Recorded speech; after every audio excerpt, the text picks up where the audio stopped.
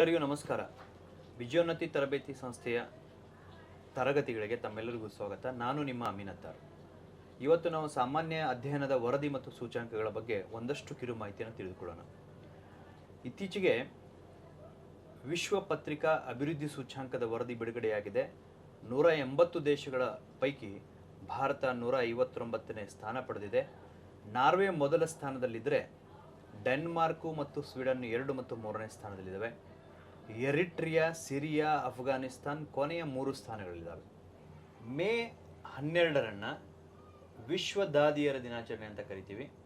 Florence nightingale ಅವರ ಜನ್ಮ ವಾರ್ಷಿಕೋತ್ಸವವನ್ನು ಗುರುತಿಸುವ ಸಂದರ್ಭದಲ್ಲಿ ವಿಶ್ವ ದಾದಿಯರ ದಿನಾಚರಣೆಯನ್ನು ಆಚರಣೆಗೆ ತಂದರು.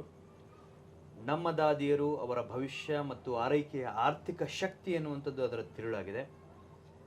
ಇವತ್ತು ದಾದಿಯರು ಎಷ್ಟೆಲ್ಲ ಶುಶ್ರೂಷೆ ಮಾಡ್ತಾರೆ ಹಾಸ್ಪಿಟಲ್ ತಮ್ಮೆಲ್ಲರಿಗೂ ಗೊತ್ತು.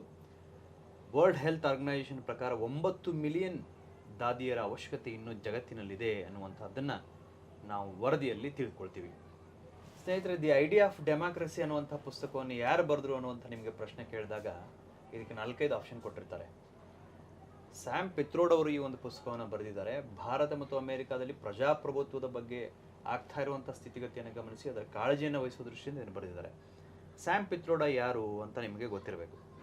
ಇಂಡಿಯನ್ ಟೆಲಿಕಾಂ ಆಯೋಗದ ಸಂಸ್ಥಾಪಕ ಅಧ್ಯಕ್ಷರಿವರು. ಈ ಒಂದು ಪುಸ್ತಕ ಅತ್ಯಂತ ಮಹತ್ವದ ಪುಸ್ತಕವಾಗಿದ್ದು ಪೆಂಗ್ವಿನ್ ಪುಸ್ತಕ ಪ್ರಕಾಶನ ಇದನ್ನು ಪ್ರಕಟಿಸಿದೆ.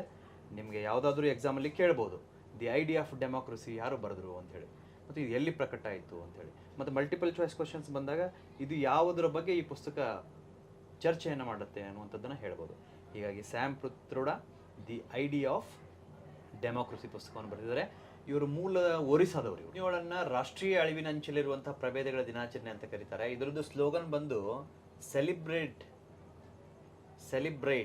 ಸೇವಿಂಗ್ ಸ್ಪೈಸಿಸ್ ಅಂತ. ಅಂದರೆ ಏಸಿಯಾಟಿಕ್ ಸಿಂಹ, ಬಂಗಾಳದ ಹುಲಿ, ಒಂದು ಕೊಂಬಿನ ಗೆಂಡಾಮೃಗ, ಹಿಮದ ಚಿರತೆ ಇಂಥವೆಲ್ಲವುಗಳು ಅಳಿವಿನಂಚಲಿದ್ದಾವೆ. ಇವುಗಳನ್ನು ಉಳಿಸುವಂಥ ಒಂದು ಪ್ರಯತ್ನ ನಾವು ಮಾಡಬೇಕಾಗಿದೆ. ಹೀಗಾಗಿ ರಾಷ್ಟ್ರೀಯ ಅಳಿವಿನ ಅಂಚಲಿರುವಂಥ ಪ್ರಭೇದಗಳ ದಿನ ಅಂಥೇಳಿ ಮೇ 17 ಕರೀತಾರೆ. ಮೇ 18 ವಿಶ್ವ ಏಡ್ಸ್ ಲಸಿಕಾ ದಿನಾಚರಣೆ ಅಂತ ಕರೀತಾರೆ.